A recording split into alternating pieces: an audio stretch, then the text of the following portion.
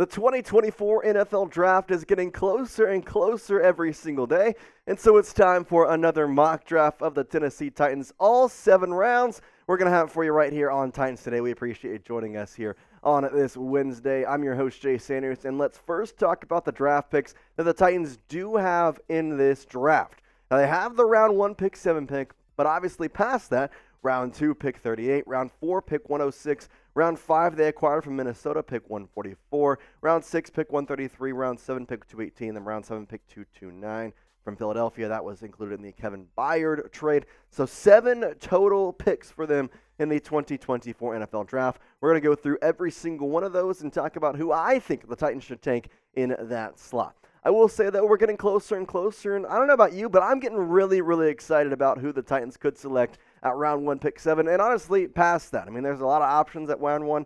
Could be Alt, could be Bowers, could be Malik Neighbors, could trade back. We don't know, but I'm excited to find out. If you are too, hit that like button. I'm curious to take a poll here of the Titan Nation. Are you excited to see who the Titans draft here in just a little over a month now? All right, round 1, pick 7, I'm going Brock Bowers. Why? Because he was available. And pick number 2 here, or reason number 2, listen, this guy is one of the best tight end prospects we have ever seen. And ultimately, I love Joe Alt. I love Olu Fashanu. I think a lineman is great. But I think in some ways, there was a comment from one of you, and I kind of resonated with it. Drafting an offensive lineman with a top 15 pick 2 years in a row just doesn't really sit right with me, especially if Brock Bowers, who is I'm telling you, the best tight end prospect in years available, then go out and take him. Make sure you kind of fill yourself on the offense up. We talked to Brian Callahan, and he was more or less saying that he wants playmakers. Obviously, the offensive line is important, but if you don't have playmakers, it doesn't matter how much time you have in the backfield, how much time you have to throw the ball. You're not going to get open. Now, Brock Bowers, well, he's a specialist at getting open in college. 3 years with Georgia, 3 stellar seasons. Don't look too much into this past year. Obviously, only playing in 10 games, had the injury that kind of limited him. Still had 700 yards and 6 touchdowns, but 13 touchdowns back in 2021. 2022 was a phenomenal year as well, 942 yards. This guy has been heralded as the top tight end in this class for years and years and years, and been talked about as a guy who was going to be a top 10 pick ever since he was a freshman at Georgia. And now here we are a couple years later, and well, guess what? He is a first-round draft slot. And the funny thing is, he wants to be a Titan. During the NFL Super Bowl week, they had the media week, obviously, in Las Vegas. There's a bunch of players out there. There was some college prospects. Well, Brock Bowers was there. Went on a show with Chris Sims. Save your opinions for him later. But still, he had this quote saying that he asked Brock Bowers who he wants to play for. Most of the time, when you ask a player who's about to get drafted, hey, who do you want to play for? You're going to say, whoever drafts me, I'm just excited to be in the NFL. That's what you're going to say. No, Brock Bowers said, I want to play for the Titans. Like straight up, this man was like, I'm just going to straight out come here and say, I want to play for the Titans. I want to come and play for Brian Callahan. So, hey, my thing is, if he's there, he's the best tight end prospect of years. He wants to play for you, and he's an offensive weapon unlike anybody else. I want to know from you how good you would feel about Brock Bowers becoming a Tennessee Titan in just over a month and a half. Let me know, scale it 1 to 10, would you be 1, less happy, not liking it, wanting Alt, or would you be 10, most happy, excited, thrilled, can't wait to see what Brock Bowers and Will Levis can combo for in the 2024 season? All right, going to round 2 here. Obviously, you missed out on your offensive lineman in round 1, so you go the offensive lineman in round 2. Jordan Morgan, who is a stellar tackle out of Arizona. Honestly, he's done really well, and I say this as kind of the right term in a way. He's a beast. And so if you don't get that offensive tackle, that offensive guard, that lineman in round 1 with Alt or Fashanu, you get Bowers instead, you get a still, I would say, borderline first-round talent in Jordan Morgan, who honestly played really well at Arizona. And Arizona saw a very big increase in his time there. Obviously, Arizona wasn't exactly the greatest team, and they played well this past year. He had over 2,000 snaps in 3 years. His pass block rating, 87.3. That's pretty dang good. Sacks, he only allowed 8. Only allowed 10 hits allowed in his entire career, over 2,000 snaps. Listen, with Jordan Morgan, I think the thing here is that he's not going to be Alt. He's not going to be Fashanu. But if you pair him with Peter Skoronski, you sign an offensive lineman with your $80+ million cap space, that line is going to look a lot better than it did this year. And I'm not going to front, I'm not going to lie. The line this year, dog crap. And I mean that literally. Andre Dillard gave up the most sacks in the league. This dude was supposed to be a savior. Aaron Brewer, maybe the better part of this offensive line, he still stunk. Chris Hubbard was benched multiple times. Daniel Brunskill got hurt a couple times. Listen, I just don't understand what exactly the Titans were looking for in this offensive line. Obviously, Dillard didn't pan out. Skoronski, it was still a rookie year, so can't put too much blame on him. But overall, this line needs to get better for the Titans to have a shot at the playoffs in 2024. Let's continue on with our mock draft here, and obviously you want a wide receiver at some point. Well, you get him in round 3 with Javon Baker out of UCF at pick 106. I'm telling you, this guy is something incredible, so we're going to talk about him in just a second. But before that, I'll tell you about our friends over at Prize Picks, an incredible sponsor here at Titans Today. And if you go to prizepicks.com/CLNS and use the code CLNS, you're going to get a first deposit match of up to $100. Now, Prize Picks is a skill-based, real money daily fantasy sports game, and you can combo projections across the NBA, the NHL, and when the NFL comes back, you can combo them across them. Now, obviously, I've told you this for the past couple days. I'm an MLB guy, and I've got my MLB picks already in for Prize Picks. Season-long totals here.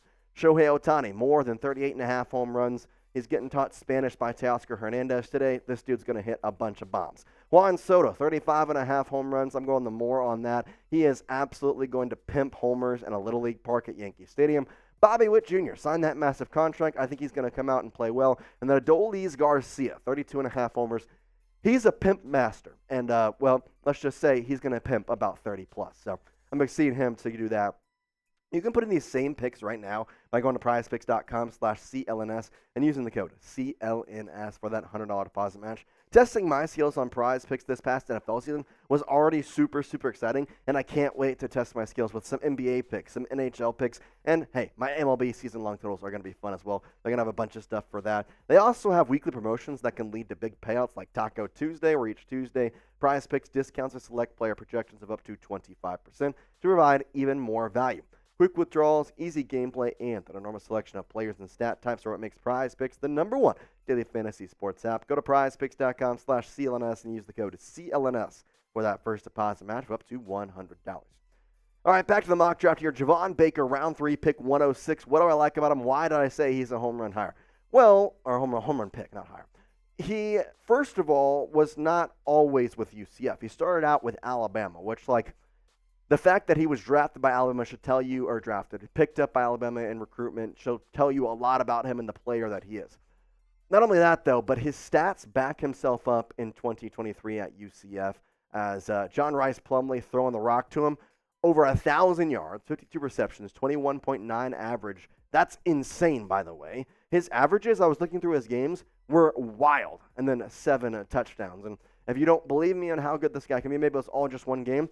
Well, let's go to the bowl game, because that's supposed to be like, oh, you're about to play. Well, not only did he play, even though he's going to get drafted, he had 9 receptions for 173 yards and a touchdown against Georgia Tech in his bowl game with UCF.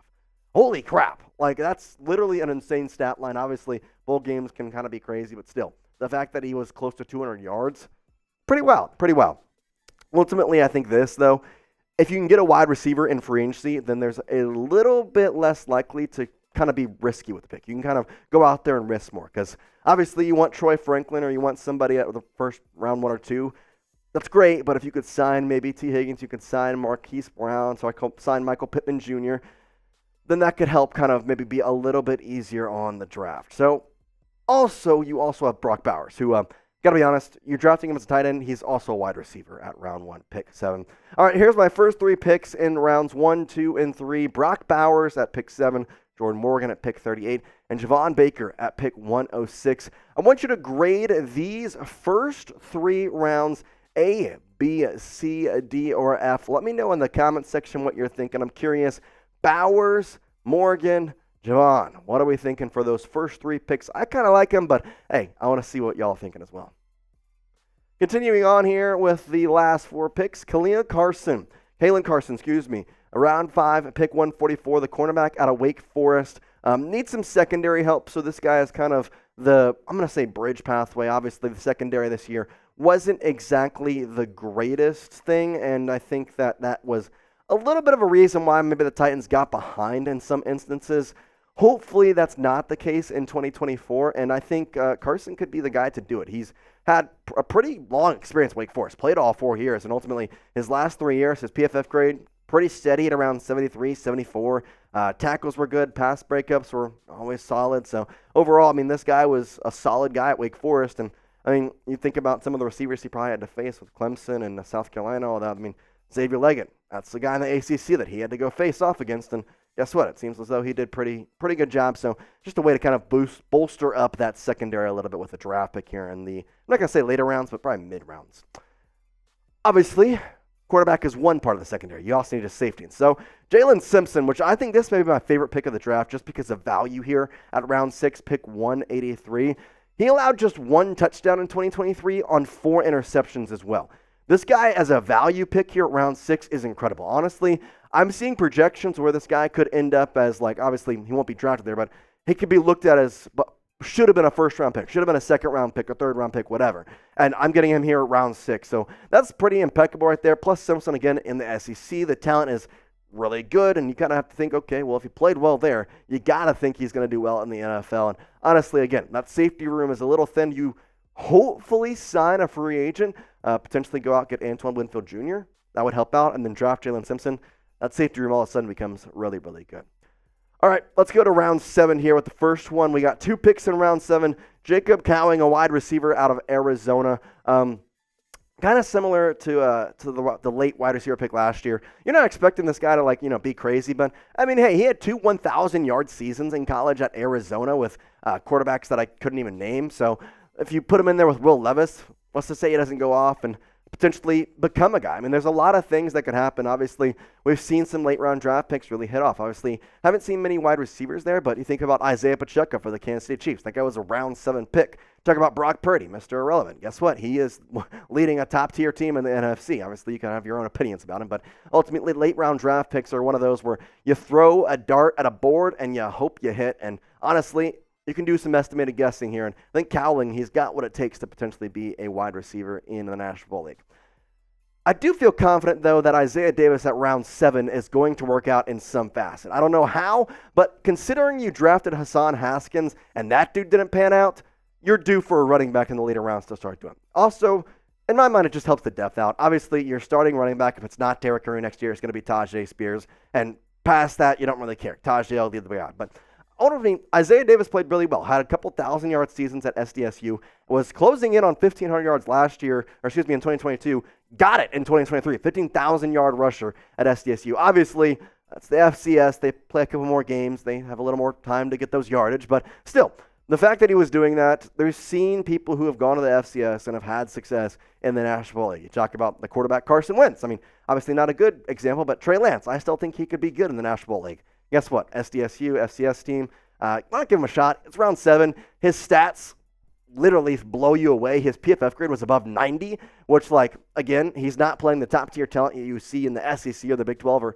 really any Division I game. But at the same time, the fact that his PFF grade is that high is something to note because that's more of a judgment on whether or not he's actually playing the game the right way, whether his cuts are hitting, whether he can read the field, and ultimately just an analytical standpoint on him. So that's just the good thing. But hopefully we see what the Titans do here. Maybe we're going to get some inklings of what their plans are in the next couple weeks. Obviously, with free agency coming up here in just about 2 weeks now, we're going to kind of see what their path is. If they start signing wide receivers, they're going to go for offensive linemen in that first couple of rounds. Let me know your thoughts on this mock draft full. All the picks, all 7 rounds.